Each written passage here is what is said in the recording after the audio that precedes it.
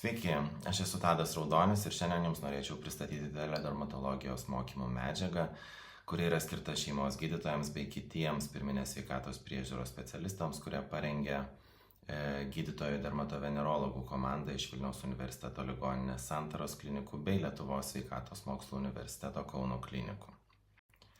Mokymų medžiagoje aptarsime odos vėžį ir jos svarbą šeimos gydytojo praktikoje, dermatoskopijos principus, dažniausiai pasitaikančius odos navikus, jų klinikinius ir dermatoskopinius požymius, paciento anamnezės surinkimo ir odos apžiūros metodiką šeimos gydytojo kabinete.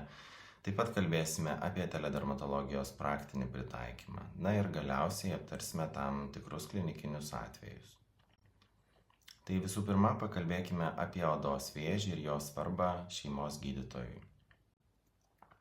Odos vėžys yra auganti visuomenės sveikatos problema, tai yra viena dažniausių onkologinių ligų pasaulyje ir sudaro daugiau negu trečdalį visų diagnozuojamų onkologinių susirgimų. Pastaraisiais dešimtmečiais turime sergamumo didėjimą ir pagrindiniai tai lemiantys veiksniai yra senstanti mūsų visuomenė ir didėjantis ultravioletinių spindulių poveikis, kuris atsirado dėl mūsų gyvenimo būdo pokyčių ir dažniau naudojamų dirbtinių ultravioletinių spindulių šaltinių. Kalbant apie epidemiologiją pasaulyje, odos vėžio sergamumas yra didžiausias Australijoje ir Naujojoje Zelandijoje, kuriais siekia iki 400 atvejų 100 000 gyventojų per metus. Tuo tarpu Europos vidurkis yra apie 100 atvejų 100 000 gyventojų. Lietuvoje sergamumas mažesnis ir sudaro apie 60 atvejų. Su tuo yra susijusi ir geografiškai Lietuvai tenkanti mažiau intensyvi ultravioletinė spinduliuotė, o pavyzdžiui, Norvegijoje didesnis sergamumas yra siejamas su skandinavų šviesesniu odos fototipu ir blogiau susiformavusiais įpročiais saugotis nuo saulės. Kalbant apie Lietuvą ir bendrą žmonių skaičių, kuris serga odos onkologinėmis ligomis, tai daugiausiai mes turime nemelanocitinio odos vėžio, tai yra bazinių ir plokščiųjų ląstelių karcinomos. In situ navikai, tai yra itin ankstyvos vėžio formos, sudaro tik labai nedidelę šių susirgymų dalį. O kalbant apie naujus susirgymus, tai kasmet stebime virš 200 susirgymų 100 000 gyventojų bazinių ir plokščiųjų ląstelių karcinomomis, bei apie 40 atvejų 100 000 gyventojų melanomos atveju. Taigi, kuo svarbi ankstyva odos vėžio diagnostika? Vokietijoje 2003-2008 metais buvo įgyvendintas pilotinis odos vėžio patikros projektas SCREEN. Tyrimo metu buvo atlikta viso kūno odos patikra daugiau nei 360 000 asmenų, siekiant nustatyti ankstyvus odos vėžio atvejus. Po šios patikros projekto dar 5,5 metų buvo stebimi pacientai ir nustatyta, kad šioje pacientų imtyje mirtingumas nuo melanomos sumažėjo net 41% palyginus su bendra populiacija. Taigi šis tyrimas pabrėžė sisteminių odos vėžio patikros programų svarbą ir jų potencialą mirtingumui mažinti. Svarbu pabrėžti, kad melanoma tai yra viena pagrindinių onkologinių ligų, dėl kurios miršta jaunos moteris. Ir sergant pirmąją jo stadiją, 5 metų išgyvenamumas siekia net iki 99%. Šioje stadijoje yra taikomi mažiau invazyvūs, tai yra lokalūs gydymo metodai, taip užtikrinant geresnę šių pacientų gyvenimo kokybę. Tuo tarpu sergant 4 stadiją, kai jau turime metastazės visame kūne, reikalingas yra sisteminis gydymas ir 5 metų išgyvenamumas sumažėja iki vos 34–52%. Tokie dideli išgyvenamumo skirtumai tarp ligos stadijų tik dar kartą pabrėžia ankstyvos diagnostikos svarbą. Verta nepamiršti ir pacientų savityros mokymo, kadangi tai yra viena efektyviausių priemonių ankstyvam melanomos nustatymui. Net iki pusė melanomų yra pastebimos pačių pacientų ar jų artimųjų iniciatyva, o daugiau nei 60% pacientų, kurie reguliariai tikrinasi odos darinius, kreipiasi į gydytoją dar esant ankstyvesnei ligos stadijoje. Taigi reguliari savo odos patikra padeda identifikuoti atsiradusius naujus ar kintančius darinius. Taip pat tai ypač svarbu rizikos grupėms, tai yra šviesios odos žmonėms, turintiems daug apgamų ar turintiems teigiamą odos vėžio šeiminę anamnezę. Kaip pacientai turėtų atlikti savo odos darinių apžiūrą? Visų pirma, apžiūrai reikėtų pasirinkti šviesią, ramią vietą priešais veidrodį, kur galėtumėte atsisėsti, o taip pat su savimi turėtumėte turėti rankinį veidrodį. Pradedama yra nuo veido, ausų, galvos, kaklo, sunkiau matomas kūno dalis reikėtų apsižiūrėti veidrodžiu. Tuomet apžiūrima pečių, liemens oda, kūno raukšlės, tuomet apžiūrimos rankos, tai yra pažastys, žastai, alkūnės, pirštai bei nagai. Naudojantis dviem veidrodžiais reikėtų apžiūrėti nugarą, kirkšnis, sėdmenis ir užpakalinę kojų pusę. Tuomet atsisėdama ir apžiūrimos kojos, šlaunis, blauzdos, pėdos, padai, svarbu nepamiršti ir tarpupirščių, na ir galiausiai su rankiniu veidrodžiu apžiūrima lytinių organų sritis. Didžioji dalis pacientų, kuriems diagnozuojama melanoma, pirmiausia kreipiasi į šeimos gydytoją. Todėl šeimos gydytojo gebėjimai įtarti onkologinės odos ligas turi didelę reikšmę ankstyvai diagnostikai. Taip pat nuolatinis pacientų švietimas, kaip atpažinti piktybinius odos darinius, skatina kreiptis į gydytoją anksčiau, o ir dauguma pacientų pasitikė šeimos gydytojo rekomendacijomis dėl odos darinių stebėsenos. Kai šeimos gydytojai jau įtarė tam tikrus piktybinius odos darinius, jie gali taikyti teledermatologijos paslaugą. Pagrindinis privalumas jos yra tai, kad užtikrinama yra greitesnė odos onkologinių ligų diagnostika. Taip pat padidinamas ankstyvos diagnostikos tikslumas, pagerinamas paslaugų prieinamumas, nes sumažėja laukimo laikas ir pagerėja prieinamumas regionuose, kur ypač trūksta dermatovenerologų. Na ir visa tai galiausiai užtikrina geresnę pacientų gyvenimo kokybę, o taip pat ir ekonominę naudą sveikatos priežiūros sistemai. Toliau antroji mūsų dalis – dermatoskopijos principai.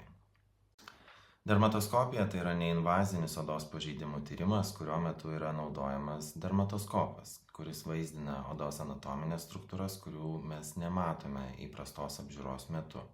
Tai yra medicinos prietaisas, kurį sudaro 10 ir daugiau kartų didinantis optinis lęšis, šviesos bei energijos šaltiniai.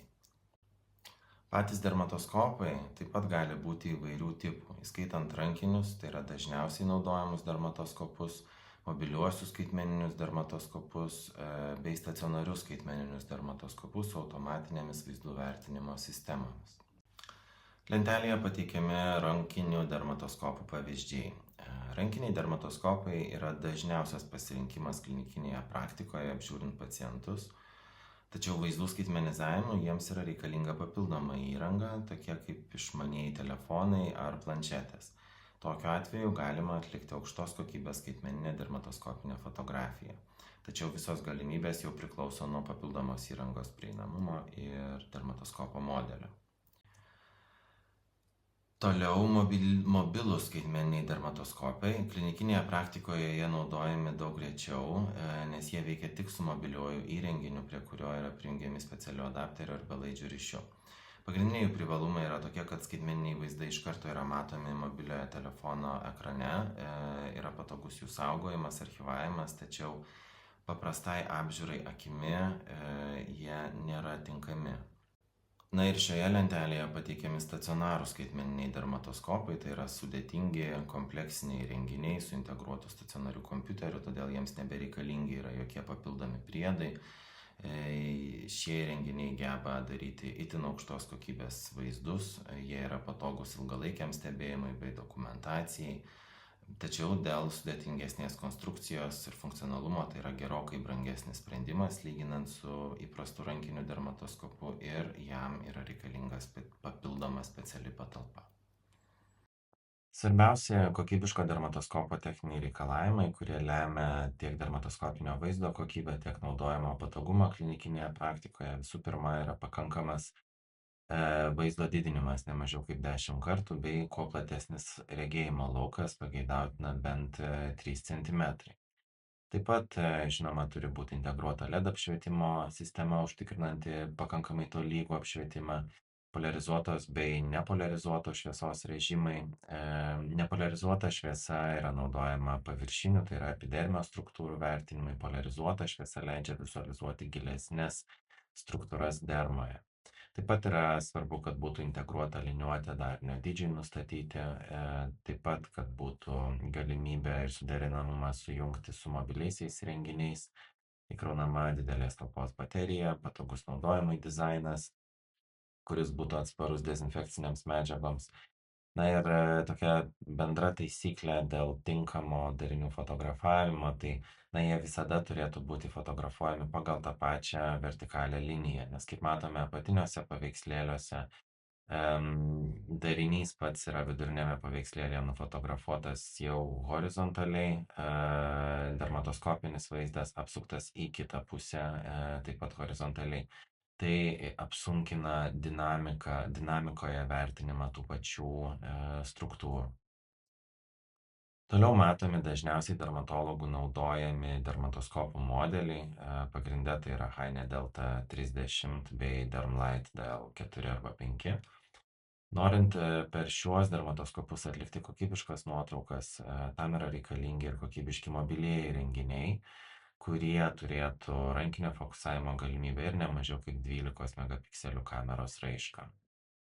Tam, kad galėtume sujungti mobilų įrenginį su dermatoskopu, yra reikalingi specialūs adapteriai mobiliems įrenginiams, kurie yra pasirenkami pagal mobiliojo įrenginio modelį, arba universalūs adapteriai, kurie yra tinkami tiek iPhone'ams, tiek Android'ams ir įvairiems jų modeliams. Tai kaipgi naudotis teisingai šiuo adapteriu? Visų pirma, reikėtų identifikuoti mobiliojo įrenginio kamerą, kuri yra pagrindinė, nes dauguma mūsų dabartinės įrangos yra su keliomis kameromis.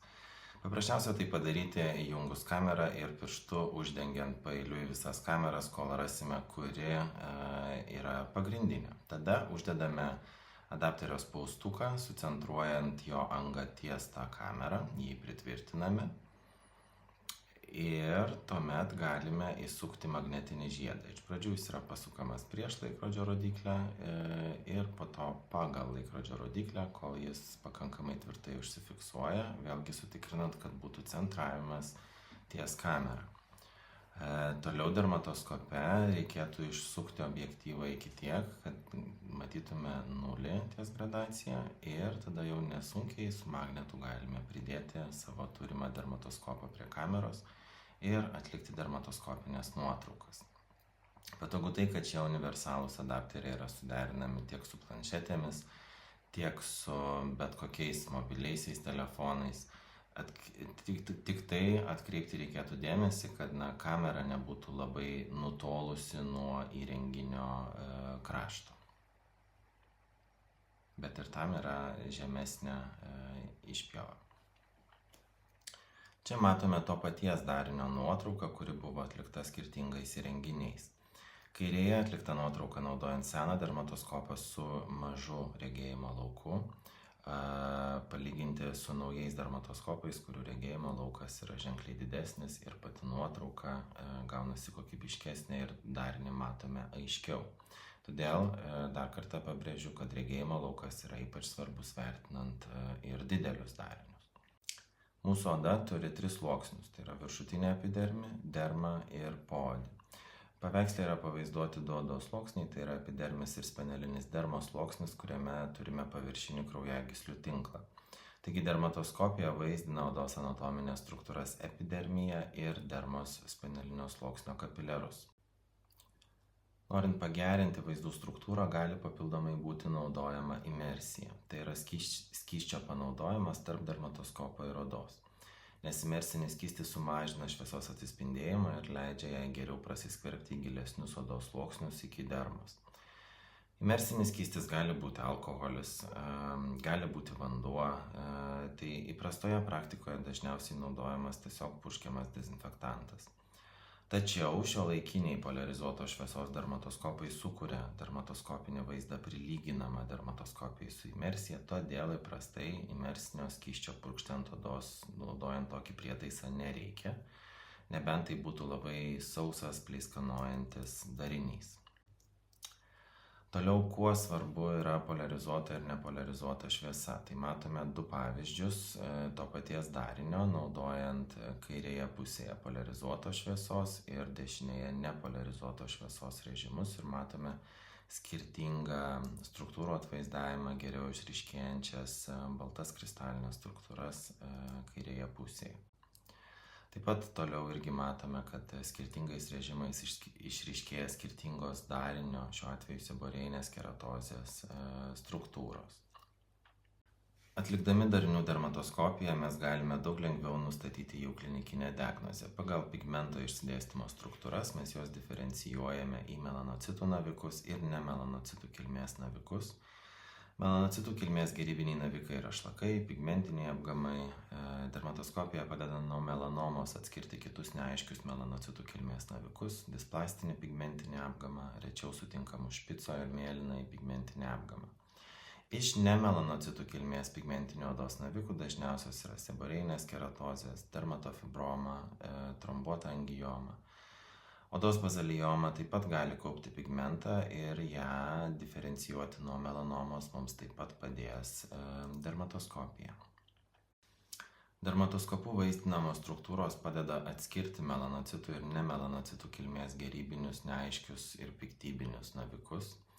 Na, o kai dermatoskopiją atlieka patyręs specialistas, neaiškių odos navikų klinikinės diagnostikos specifiškumas pagerėja net iki 89%, jautrumas iki 79%. Tyriant poliarizuoto šviesos dermatoskopu matome pigmento tinklą visų pirma.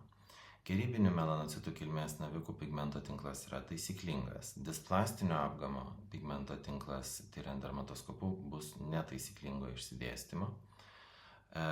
Kai tyriame nemelanocitų kilmės navikus, pigmento tinklo išvis nėra. Jam yra būdinga difuzinė pigmentacija ar pigmento struktūros, kurias aptarsime vėliau. Matomas pigmento tinklas tai yra tarsi bičių korys, kuris yra būdingas melanocitų navikams, šlakams ir normaliai odai.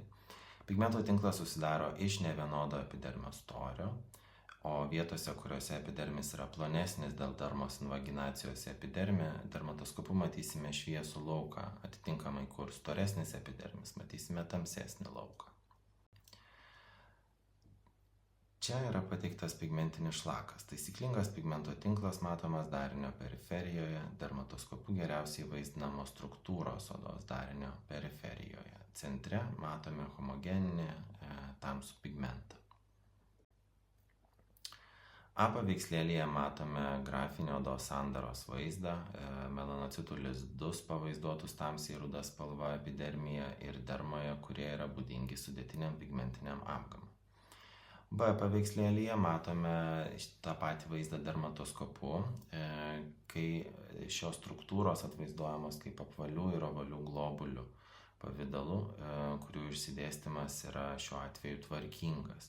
Visos struktūros dermatoskopu geriausiai vizualizuojasi darinio periferijoje. A paveikslėlyje vėlgi matome papilomatozinio pigmentinio apgamo dermatoskopinį vaizdą be imersijos, kuriame matome darinio paviršių. B vaizde pavaizduota to paties darinio dermatoskopija su imersija, kai matome pigmento išsidėstymą pluoštais, kuris yra taisyklingas. Na, o C vaizde matome darinio morfologijos grafinį vaizdą. Toliau vėlgi pavyzdys, displastinio apgamo dermatoskopinis vaizdas be imersijos duoda tokį blizgumą, kuris apsunkina šiek tiek pigmentinių struktūrų vertinimą, bet ir tai mes matome netolygius kraštus, asimetriją, netolygią spalvą ir darinio skersmuo yra daugiau kaip 5 mm. Šalia to paties darinio dermatoskopinis vaizdas su imersija arba tiesiog su poliarizuota šviesa. Kai matome netaisyklingą pigmento tinklą, tokie dariniai turėtų būti stebimi gydytojo dermatologo arba išpjaunami su histologiniu ištyrimu. Toliau vėlgi grafiškai pavaizduoti dermatoskopu matomi melanofagai, kurie fagocituoja melanomos ląsteles. Aptinkami jie yra pigmentinio darinio srityse be pigmento ir įprastai koreliuoja su atipiniais melanocitais dermoje. B vaizde matome melanomai būdingas pseudopodijas pigmentinio darinio periferijoje. Pseudopodijos tai yra išaugos, kurios distalinis galas yra apvalus ar platesnis už pagrindą. Pseudopodijos turi sąsają patologiniuose tyrimuose su atipiniais melanocitais dermos panelinėme sluoksnyje. Toliau A paveikslėlyje matome melanomos makroskopinį vaizdą. B paveikslėlyje matome tą patį dermatoskopinį vaizdą ir būdingas melanomos struktūras. Tai yra melanofagai pigmento išnykimo vietoje, tai yra regresijos zonos, pseudopodijos darinio periferijoje. Toliau difuzinė pigmentacija, kai nematome pigmento tinklo ir matome raginius kamštelius ir cistas. Toks vaizdas yra būdingas seborėjiniai keratozei. Tai yra gerybinis epidermio navikas ir pacientų su tokiais dariniais skubos tvarka dermatologams siųsti nereikia. Tokie dariniai neturi pigmento tinklo, nes seborėjinės keratozės yra ne melanocitų kilmės navikas, tai yra keratinocitų kilmės gerybinis darinys ir iš šio darinio melanoma niekada nesiformuoja.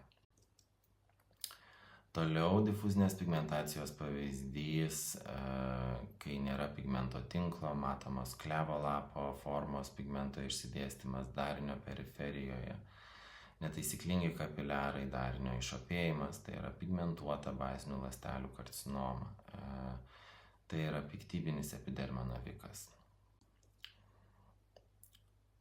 Toliau dermatoskopinis vaizdas darinio, kuriame vėlgi nėra pigmento tinklo, matome difuzinę raudonos juodos spalvos pigmentaciją, taip vadinami trombuoti kapiliarai, ir šis vaizdas yra būdingas trombuotai hemangiomai, tai yra gerybiniam kraujagyslių navikui, kuris vėlgi neturi potencialo progresuoti į piktybinį susirgimą. Aptarus dermatoskopijos struktūras, reikėtų apžvelgti ir kaip teisingai naudoti dermatoskopą. Visų pirma, reikėtų dezinfekuoti dermatoskopo kontaktinį paviršių, tačiau yra draudžiama tiesiogiai purkšti dezinfektantą ant jo. Taip pat turėtume dezinfekuoti ir paciento odą, jeigu yra makiažo ar kremo ar kitų nešvarumų, jie turėtų būti nuvalomi. Atliekant kontaktinę dermatoskopiją rekomenduojama naudoti ir poliarizuotos ir nepoliarizuotos šviesos režimus, kadangi taip geriau vizualizuosime paviršines ir giliau esančias struktūras.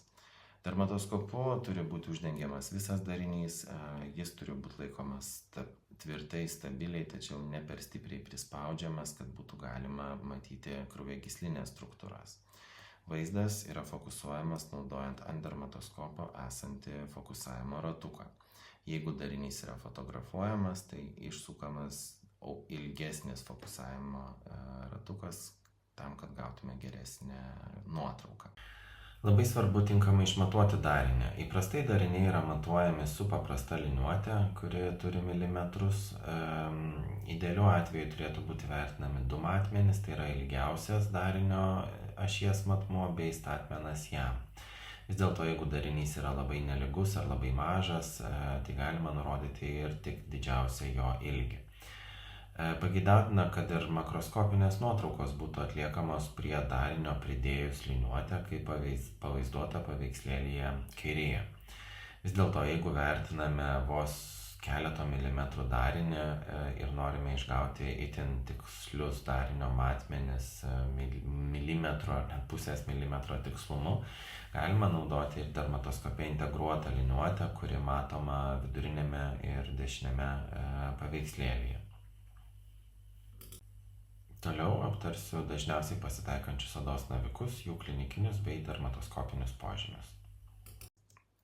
Visų pirma, dažniausiai gerybiniai odos dariniai, kuriems nereikalinga yra dermatologo konsultacija, tai yra seborėjinė keratozė, minkštoji fibroma, dermatofibroma, hemangioma. Pradžioje apie seborėjinę keratozę. Tai yra itin dažnas gerybinis epidermio darinys, kuris yra labiau būdingas vyresnio amžiaus žmonėms. Dažnai turime dauginius darinius, kurie gąsdina pacientus, nes jie gali būti greitai augantis, gali būti skausmingi, gali netgi ir pakraujuoti. Jų atsiradimas yra asocijuotas su 3 fibroblastų augimo faktoriaus mutacija, taip pat saulės poveikiu ir galima paveldimumo įtaka. Jos atsiranda dėl kloninio mutavusių epidermio keratinocitų dauginimuose. Kalbant apie kliniką ir diagnostiką, tai jos pasireiškia kaip mažos kietos papulės ar hiperkeratotinės įvairių spalvų plokštelės, kurios yra vaškinių, tokių karpiškų paviršiumi. Kaip ir minėjau, galimas greitas jų augimas, dažnai kartu gali niežėti, kartais ir skaudėti. Jos gali atsirasti bet kur kūno odoje, dažniausiai jos randamos nugaroje, krūtinėje ar veide. Dažniausiai diagnozuojama iš klinikinio vaizdo ir atliekant dermatoskopiją. Biopsija yra atliekama išskirtinai retais atvejais, jeigu matome netipinį visiškai klinikinį vaizdą. Būdingi yra šie dermatoskopiniai požymiai. Tai visų pirma, mes matysime raginės cistas, kurios matomos pirmose paveikslėlėse kaip tamsios angos. Taip pat matomi kilpos formos kapiliarai ir hiperkeratozė. Kitas dažnas gerybinis darinys tai yra minkštoji fibroma, dar dažnai vadinama papiloma, odos fibroepitelinių polipų ar odos karputė. Dažniausiai atsiranda vidutinio ar vyresnio amžiaus žmonėms, dažnai jos irgi būna daugybinės, atsiradimas yra asocijuotas su nutukimu, cukriniu diabetu, insulino rezistencija ir genetiniu polinkiu. Tai yra fibroepitelinis darinys, kuris yra sudarytas iš jungiamo audinio stromos, padengtos epidermio sluoksniu su normalių keratinocidų proliferacija ir jis neturi rizikos supiktybėti. Dažniausiai pasireiškia kaip minkštos kūno spalvos arba rusvos, dažnai koteliu prisitvirtinusios papulės ar išaugėlės. Dažniausiai paviršius yra lygus, gali būti šiek tiek nelygus, paprastai auga lėtai, jokių simptomų neturi. Gali būti traumuojamos, tai traumavus galimas ir skausmingumas, pakraujavimas. Dažniausiai jas rasime kakle, pažastyse, kirkšnyse, vokų odoje, rečiau krūtinėje ar nugaroje.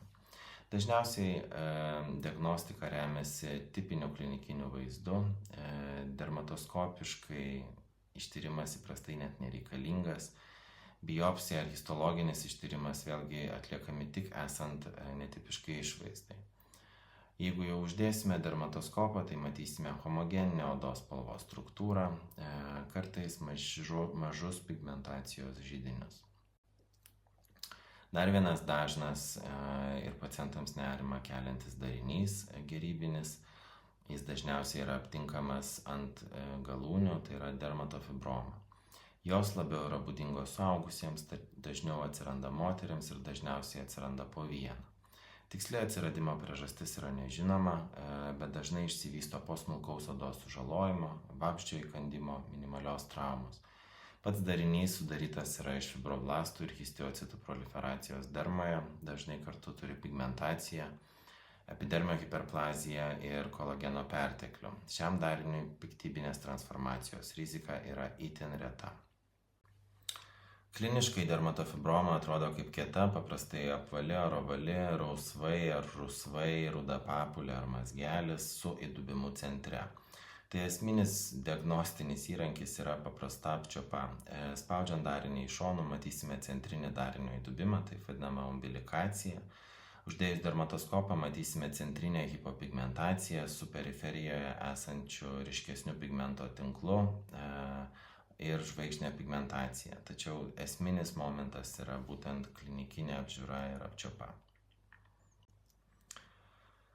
Ir dar vienas dažnas gerybinis kraujagyslių kilmės odos darinys yra hemangioma. Ji dažniausiai išsivysto kūdikystėje arba jauname amžiuje, bet gali atsirasti ir suaugus.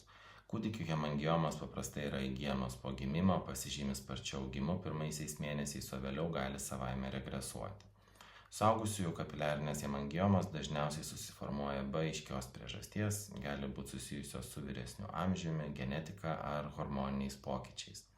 Histologiškai jos yra sudarytos iš proliferuojančių endotelio ląstelių ir gausių kapiliarinių ar kaverninių kraujagyslinių struktūrų. Kliniškai yra būdingos raudonos, violetinės arba melsvai raudonos spalvos papulės, mazgeliai ar plokštelės, jų paviršius gali būti lygus ar šiek tiek grublėtas, išgaubtas. Paprastai jos yra neskausmingos, bet traumuojamos gali gan stipriai kraujuoti. Dažniausiai jas rasime liemens, veido, galūnių odoje. Kūdikių hemangiomos dažnai pasireiškia galvos ir kaklo srityse. Diagnozė pagrinde remiasi klinikiniu vaizdu, tačiau dermatoskopija gali padėti jas atskirti nuo piktybinių darinių. Dermatoskopiniai požymiai yra raudonų ar rausvų taškelių ar lakūnų struktūros, kurios yra išsidėsčiusios homogeniškai, be pigmentacijos, dažnai su balkšvu šydu ar kraujagysliniu tinklu ir balkšvomis pertvarėlėmis.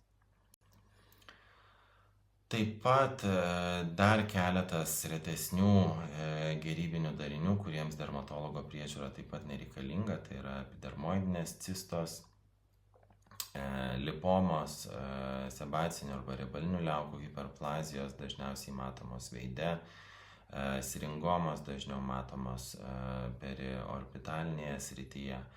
Joms tai yra visiškai gerybiniai dariniai, kurie yra nepavojingi, tačiau paciento pageidavimu dėl estetinių priežasčių gali būti šalinami, bet tuo valstybinės įstaigos neužsiima.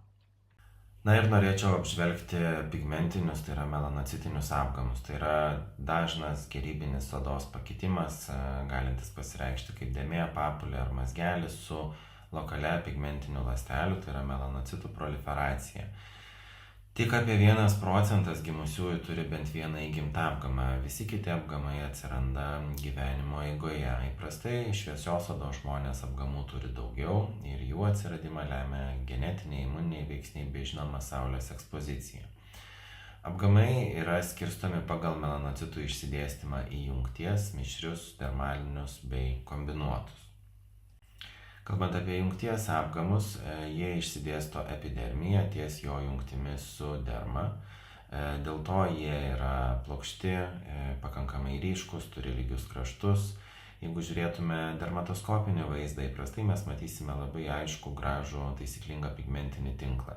Histologiškai matome, kad visos apgamo ląstelės yra išsidėsčiusios epidermiją. Į dermą jokių pigmentinių ląstelių nepereina. Dar vienas jungties apgamo pavyzdys, taip pat matomas aiškus, tolygus pigmento tinklas, centre prašviesėjimas nežymus, jis turėtų būti turbūt traktuojamas kaip plauko folikulas. Kitas pavyzdys vėlgi tipinis jungties apgamas su taisyklingu pigmento tinklu, pavieniais juodais taškais ir globulėmis, bet tai vis dar yra normos variantas. Dar vienas pavyzdys, vėlgi taisyklingas matomas pigmento tinklas, ryškesni juodi taškai bei globulės. Toliau paprastasis šlakas arba lentikos simplex, tai yra apvalios ar ovalios iki 5 mm, kartais ir didesnės dėmės. Kraštai gali būti švelnus, bet taip pat gali būti ir dantyti, spalva gali varijuoti nuo šviesiai rudos iki net juodos. Šlakai atsiranda nepriklausomai nuo saulės poveikio. Jų atveju melanocitai taip pat yra lokalizuoti epidermiją, tačiau yra neformuojantis lizdų. Dermatoskopu vertinant matytume tokią korio struktūrą su šiek tiek net kraštai tokie dantyti, tarsi kandžių išėsti. Ir tai yra, vėlgi visiškai gerybinis darinys. Toliau mišrūs apgamai arba compound apgamai, tai yra kai mes apgamo ląsteles randame tiek dermoje, tiek epidermio ir dermos jungties zonoje. Todėl tokiems apgamams įprastai yra būdinga centrinė iškilusi dalis, kurią supa neiškili lygiais kraštais dalis, ir būtent ta centrinė dalis dermatoskopiškai vertinant taip pat gali būti homogeniškai tamsi ir sunkiau vizualizuojamas pigmento tinklas. Bet tai irgi yra normos variantas. Tik mišraus apgamo pavyzdys, 12 metų vaikas, darinys buvo šalintas įtariant atipinę apgamą, bet vis dėlto apžiūrint dermatoskopu matome tamsiai rudą homogeninį pigmentą, patį tinklą yra ganėtinai sudėtinga vizualizuoti ir krašte ties 9 valandą matoma mylimą primenanti struktūra. Vis dėlto atlikus histologinį ištyrimą gavome mišraus apgamo diagnozę. Toliau dermaliniai apgamai.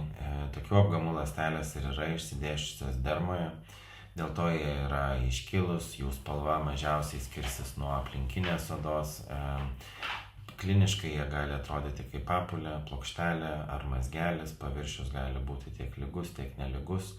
Dermatoskopu kartais matomos yra pavienės kraujagyslės, pigmento globulės galimos, bet įprastai tai yra visiškai gerybinis darinys.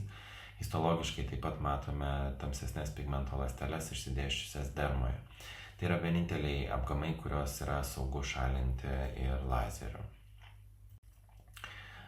Vienas iš dermalinio apgamo pavyzdžių, matome taisyklingas grupuotas pigmento globulės. Ir toliau yra kombinuoti apgamai, tai yra apgamai, kurie turi du skirtingus apgamo tipus tame pačiame bėrimo elemente. Dažniausiai tokie apgamai yra mėlynasis apgamas su mišriuoju ar jungties apgamu. Tai tą matome ir klinikiniuose vaizduose.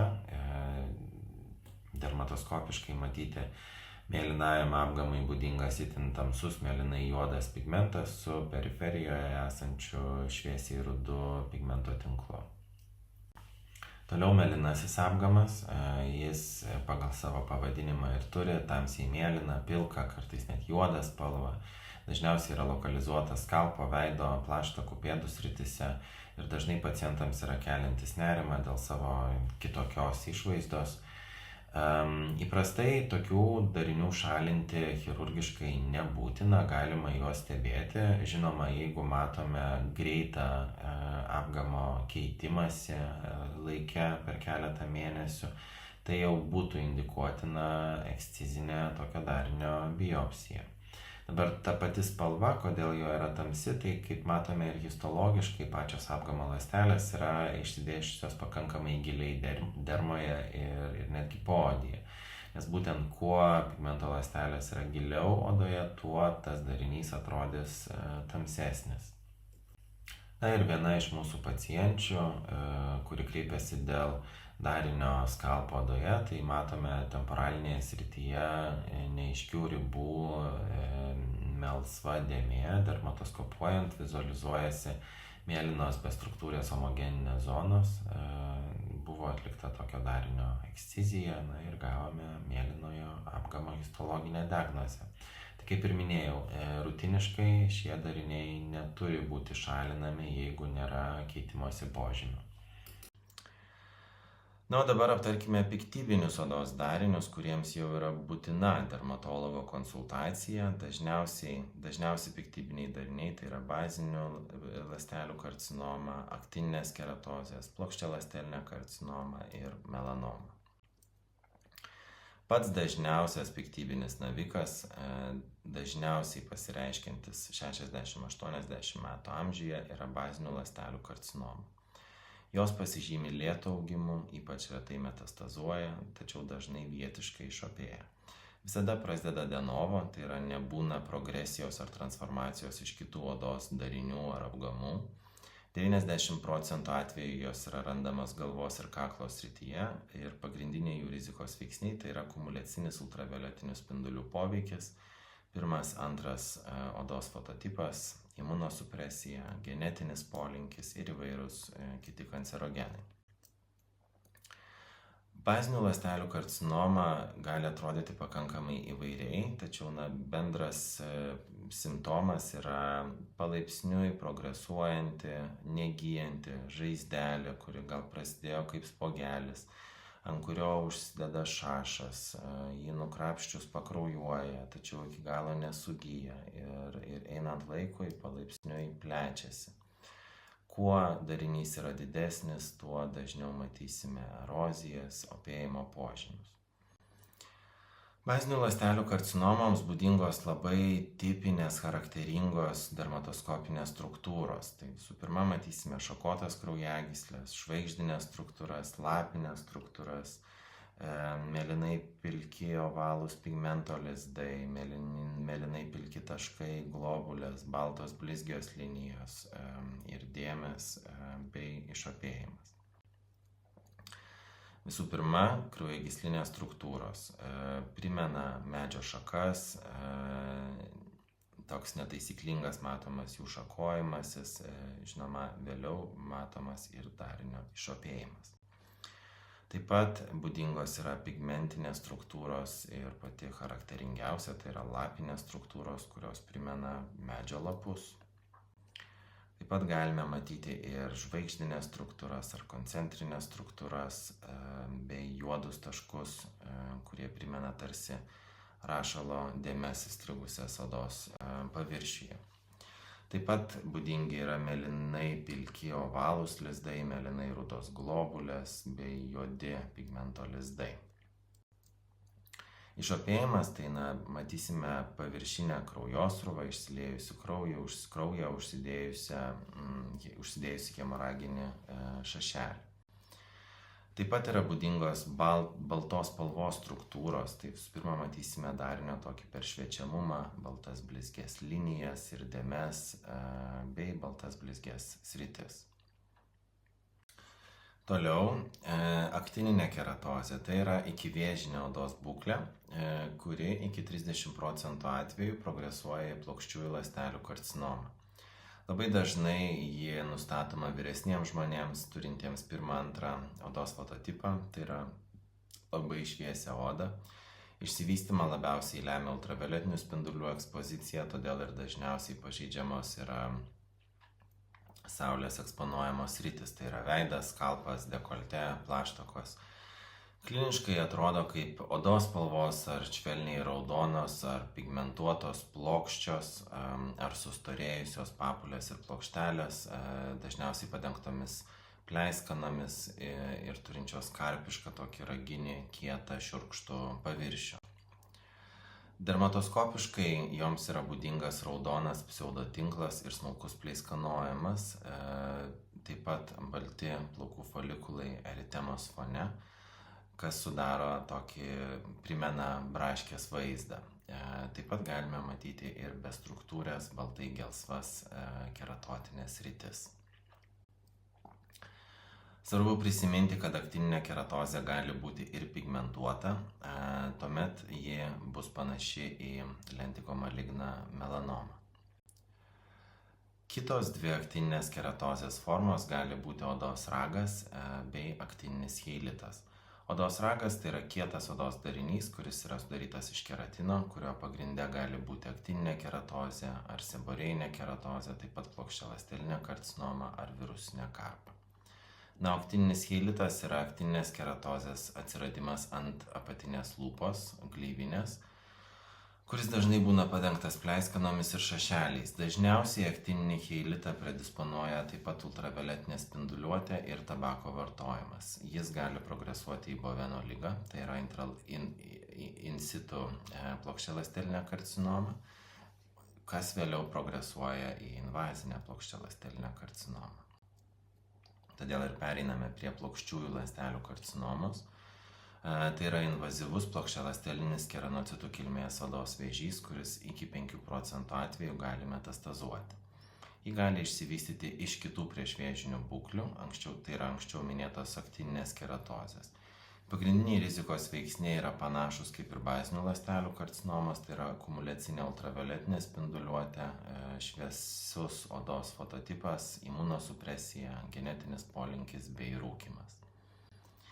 Plokščiųjų ląstelių karcinomos in situ forma, dar vadinama Boveno liga, apsiriboja epidermiu ir neprasiskverbia į gilesnius sluoksnius, tačiau gali progresuoti į invazyvų plokščialąstelinės karcinomos tipą. Kliniškai jai yra būdingos ovalios, raudonai rudos dėmės ar plokštelės su paviršiuje esančiamis pleiskanomis, šiurkštesniu paviršiumi. Ir plokščiųjų ląstelių karcinoma prognostiškai yra klasifikuojama į mažos, didelės ir labai didelės rizikos karcinomas. Mažos rizikos SCC yra gerai diferencijuotas potipis, dažniausiai atsirandantis saulės paveiktose srityse. Didelės rizikos plokščiųjų ląstelių karcinomos dažniausiai būna virš 2 cm skersmens, dažnai atsiranda perioralinėje srityje ir labiau yra būdingos pacientams, kurie turi imunosupresiją. O labai didelės rizikos SCC būdinga yra bloga diferenciacija, taip pat perineurinė arba į poodinį riebalinį audinį pereinanti invazija. Ir palyginimai prognostinė klasifikacija, tai svarbiausia, mes turime išskirti diferenciacijos lygį, histologinius požymius, naviko plitimo gylį ir perineurinį bei limfinių ar kraujagyslinių struktūrų įtraukimą. Kalbant apie plokščialąstelinės karcinomos dermatoskopiją, jos pagrindinis skiriamasis bruožas yra įvairios netaisyklingos kraujagyslės. Ar tai būtų polimorfinės, glomerulinės, inksto glomerulus primenančios, ar plaukų segtuko formos, vingiuotos, taškinės kraujagyslės. Ir dermatoskopiškai mes įprastai ir matysime tokį kraujagyslių chaosą darinyje. Gali būti ir keli jų tipai, galimos ir hemoragijos, išopėjimas, tarsi išsiliejęs kraujas. Matysime chaotinės, netaisyklingas struktūras. Na ir daugiausiai nerimo keliantis odos piktybinis navikas tai yra melanoma. Melanoma sudaro iki 3% visų piktybinių navikų ir iki 11% odos piktybinių susirgymų, tačiau mirtingumas susirgus melanoma gali siekti net iki 75% ir epidemiologiškai mes matome sergamumo augimą, kuris maždaug kas 10 metų padvigubėja. Sergančiųjų amžius yra santykinai jaunas, serga žmonės nuo 30 iki 70 metų amžiaus. Dažniausiai melanoma išsivysto odoje, tačiau taip pat gali atsirasti ir akise, tiesiojoje žarnoje, o kartais pirminis židinys yra nerandamas ir gali būti lokalizuotas bet kuriame vidaus organe. Svarbu atkreipti dėmesį, kad diagnozavus anksti mirtingumo galima išvengti beveik visiems, o esant metastazėms pacientų prognozė jau yra bloga. Dažniausia melanomos lokalizacija moteriams yra blauzdų oda, vyrams yra liemens oda. Iki pusės atveju išsivysto galvos kaklo bei liemens srityse, šiek tiek rečiau galūnėse. Na, daugybinių melanomų atvejai yra pakankamai reti. Tai čia vėlgi atkreiptinas dėmesys, kad apžiūrint darinius mes ieškome vieno negražaus ir negero darinio. Jeigu keli atrodo panašiai, tai tikrai labai mažai tikėtina, kad tai bus kelios melanomos.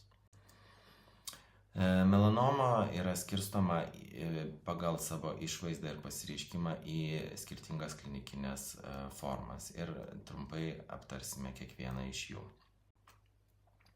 Visų pirma, lentigo maligna melanoma. Sudaro iki 10% visų melanomos atvejų, dažniausiai randasi veide ar blauzdose ir dažniausiai išsivysto virš 60 metų asmenims. Melanoma yra būdinga ilga horizontalios fazės trukmė, tai yra laikotarpis, kol melanoma vystosi odos paviršiuje prieš atsirandant vertikaliam augimui. Tai šiuo atveju ši fazė gali trukti nuo metų iki net 10-mečio. Kita melanomos rūšis tai yra paviršiumi plintanti melanoma, sudaro net 65% visų melanomos atvejų. Dažniausiai bus lokalizuota liemens odoje ir dažniausiai pasireikš santykinai jauname amžiuje, tarp 30-60 metų. Šios melanomos formos horizontalios fazės trukmė gali siekti vos kelis mėnesius iki metų 2. Toliau mazginė melanoma, kuri būna iki 20% melanomos atveju. Dažniau pasireiškia taip pat jaunesnėme amžiuje ir čia horizontalios augimo fazės trukmė yra vos keli mėnesiai, todėl ji yra linkusi itin greitai metastazuoti. Viena retesnių formų tai yra akrolentiginė melanoma, kuri išsivysto galūnėse, taip pat jaunesnėme amžiuje, tarp 40-60 metų. Ir šios formos horizontalios augimo fazės trukmė taip pat yra pakankamai maža ir trunka apie metus laiko. Ir paskutinė forma tai yra gleivinių ir vidaus organų melanoma, sudaranti iki 10% visų melanomos atvejų. Dažniausiai lokalizuota burnoje, lytiniuose organuose, akise ar centrinėje nervų sistemoje ar limfmazgiuose. Dažniausiai diagnozuojama suaugusiems, horizontalios fazės trukmė vėlgi yra vos keletas mėnesių, todėl yra itin pavojinga ir greitai progresuojanti. Kalbant apie melanomos dermatoskopiją, apžiūrint dermatoskopu dažnai matoma yra asimetrija Tai yra spalvos, struktūros ar formos netolygumas dviejose ašise. Taip pat yra būdingi netaisyklingi, dantyti ar nelygus kraštai. Spalvų įvairovė, ypač kai turime daugiau nei 2 ar 3 spalvas darinyje. Tai bus ruda, juoda, pilka, mėlyna, raudona, balta. Dar vienas požymis yra netaisyklingas pigmento tinklas. Storas, netolygus, nutrauktas ar tamsus tinklas. Na ir homogeniškos zonos be aiškios struktūros, dažnai šviesiai rudos ar pilkos. Kiti dermatoskopiniai požymiai yra melsvas ar balkšvas šydas, radialinės tokios išaugos, netaisyklingi taškai ir dryžiai. Iš esmės, apibendrinant, mes matysime chaotišką vaizdą su didelė netvarka ir jokio aiškumo nebuvimo. Na ir kita mūsų tema yra paciento anamnezės surinkimas bei odos apžiūra šeimos gydytojo kabinete. Visų pirma, išsami anamnezė svarbi tuo, kad padeda anksčiau įtarti odos vėžį ir yra ypač svarbi norint atskirti gerybinius darinius nuo galimai piktybinių. Taip pat konsultuojant teledermatologijos būdu, gydytojai dermatologai neturi galimybės užduoti klausimų pacientui, todėl šeimos gydytojai turi užtikrinti, kad siuntime būtų tiksli anamnezė. Svarbiausi klausimai, kuriuos reikėtų užduoti pacientui. Visų pirma, kada pastebėjote darinį. Jeigu tai yra staiga atsiradęs suaugusiam darinys, jis visada jau bus įtartinas. Taip pat svarbu paklausti, ar pastaruoju metu darinys keitėsi. Svarbu, ar keitėsi dydžiu, spalva, forma, ar keitėsi paviršius, pavyzdžiui, iškilo virš odos lygio. Jeigu darinys yra greitai besikeičiantis, jis taip pat jau yra įtartinas. Taip pat svarbu paklausti, ar pacientas jaučia kokius nors su dariniu susijusius simptomus. Pavyzdžiui, niežėjimą, deginimo jausmą, skausmingumą, taip pat ar yra kraujavimo, šlapiavimo požymių. Jei pasireiškia šie simptomai, vėlgi darinys jau yra įtartinas. Svarbi ir šeiminė anamnezė. Ar giminėje yra buvę odos vėžio atveju, ypač pirmos eilės giminės su melanomos anamnezė, didina riziką išsivystyti melanomai. Svarbios ir kitos onkologinės ligos šeimoje, ypač kasos, smegenų, plaučių vėžio atvejai, nes galima tiesioginė sąsaja su melanoma per genetinės asociacijas. Na ir taip pat svarbu paklausti dėl ultravioletinių spindulių apšvitos. Ar pacientas dažnai būna saulėje, ar lankosi soliariumuose. Nudegimai nuo saulės taip padidina riziką išsivystyti melanomai. Apklausant pacientą svarbu įvertinti ir odos vėžio rizikos veiksnius, nes tai padeda nuspręsti, kuriuos pacientus reikėtų stebėti reguliariai. Tai padeda tikslingai nukreipti pacientus kontaktiniai dermatologo ar teledermatologijos konsultacijai ir taip pat pateikti individualizuotas prevencijos rekomendacijas. Pagrindiniai odos vėžio rizikos veiksniai yra ultravioletinė spinduliuotė. Į tai įeina ir ilgalaikė saulės ekspozicija, taip pat pakartotiniai nudegimai, lankymasis soliariumuose ir SPF priemonių nenaudojimas. Taip pat svarbus veiksnys yra šeiminė anamnezė. Tai yra odos vėžio atvejai šeimoje, šeiminiai sindromai, pavyzdžiui, paveldimas atipinių apgamų ar melanomos sindromas. Taip pat kaip rizikos faktorius yra svarbus odos fototipas, nes turintiems pirmą ir antrą fototipą, tai yra labai šviesia oda, yra didesnė odos vėžio rizika. Svarbus faktorius yra ir didelis apgamų kiekis. Jeigu jų yra daugiau negu 50, tai taip pat didina paciento riziką. Na ir žinoma, imunosupresija. Visi pacientai esantis po organų transplantacijos taip pat yra aukštesnės rizikos grupėje. Toliau viso kūno odos apžiūros technika ir metodika. Tai paciento odą pradedame apžiūrėti nuo galvos. Galva yra patikrinama su šukomis ar rankomis išskleidžiant plaukus, svarbu nepamiršti pakaušio, srities už ausų. Tuomet apžiūrimas veidas ir ausis, tai yra nosis, lūpos, vokai, ausų landos. Lūpų gleivinė, ypač apatinė, yra dažna plokščiųjų ląstelių karcinomos lokalizacija. Tuomet apžiūrimas yra kaklas ir dekolte, priekis, šonai, ypač svarbu patikrinti moterims. Tuomet pereiname prie pečių, žastų, dilbių, įskaitant alkūnių linkius, vėliau apžiūrimi delnai, tarpupirščiai, nagai, Nago guolyje taip pat gali išsivystyti melanoma ir apskritai delnai ir padai yra didesnės rizikos vietos, dėl to visada reikėtų į tai atkreipti dėmesį. Tuomet pereiname prie krūtinės ir pilvo. Moterims svarbu apžiūrėti zoną po krūtimis, taip pat svarbu nepamiršti apžiūrėti bambos. Vėliau apžiūrima nugara ir juosmuo, tai yra mentis, nugaros apačia, sėdmenis. Tuomet pereiname prie apatinių galūnių, apžiūrima šlaunis, blauzdos, priekinis paviršius yra blauzdose gana dažna melanomos vieta moterims. Taip pat apžiūrimos pėdos, viršutinė dalis, padai, tarpupirščiai.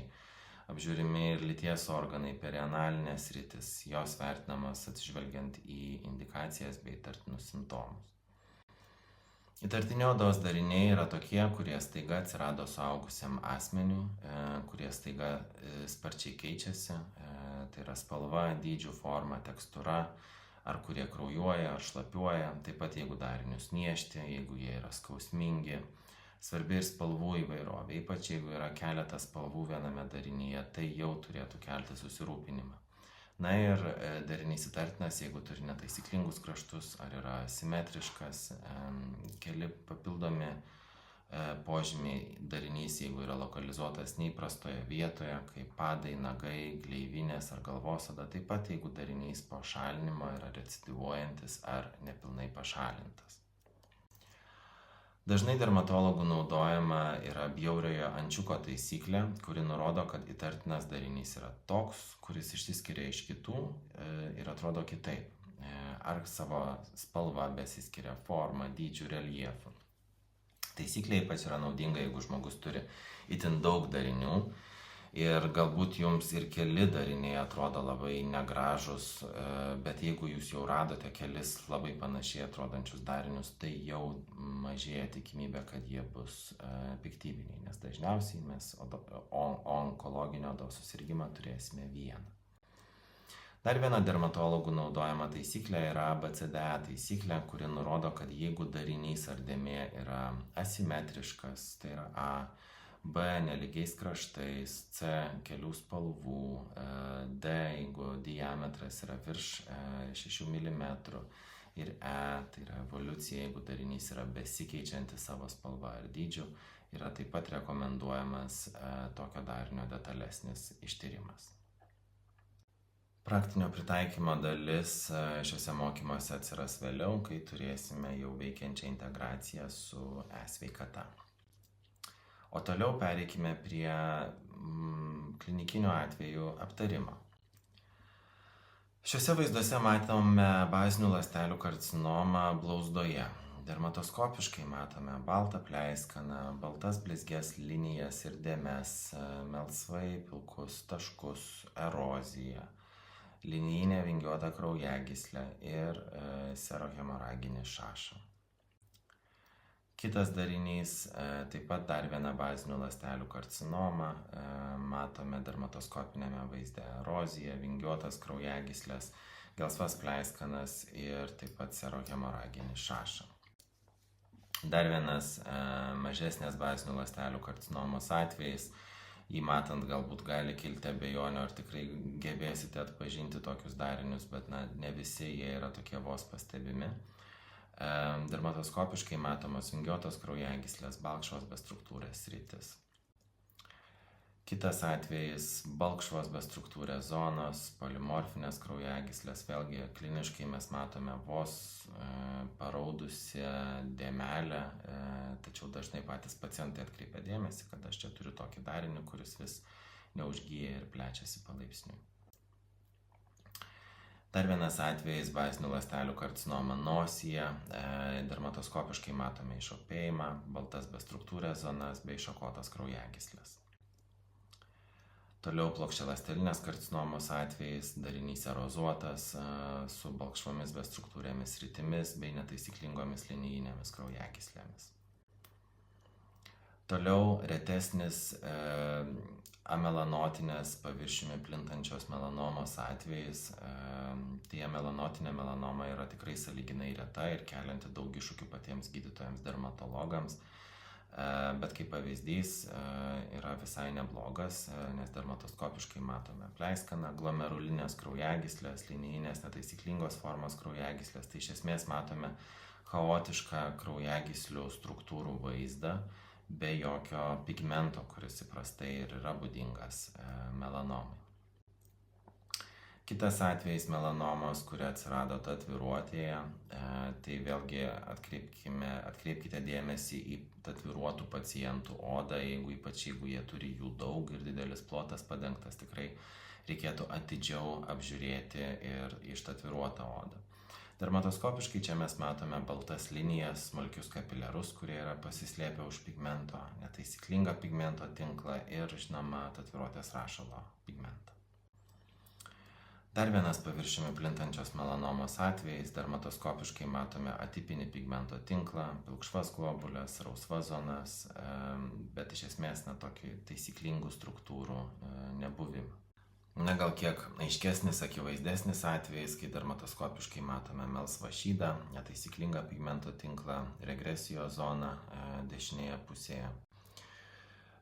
Toliau lentigo maligna, ypač dažnai veide randami šlakai, tai dermatoskopiškai matome netaisyklingas globulės, melsvą šydą ir tai yra jau irgi melanomos viena iš formų. Toliau seborėjinės keratozės klinikinis vaizdas, matome kilpinius kapiliarus darinio periferijoje, raginės cistas, gelsvas dėmes, hiperkeratozė, tai yra visiškai gerybinis darinys. Toliau dar viena seborėjinė keratozė, dermatoskopiškai raginės cistos, hiperkeratozė darinyje. Čia pateikiama pora papildomų literatūros šaltinių, su kuriais rekomenduojama susipažinti. Ir ačiū visiems už dėmesį ir dėkojame visai prie šių mokymų medžiagos prisidėjusiai komandai.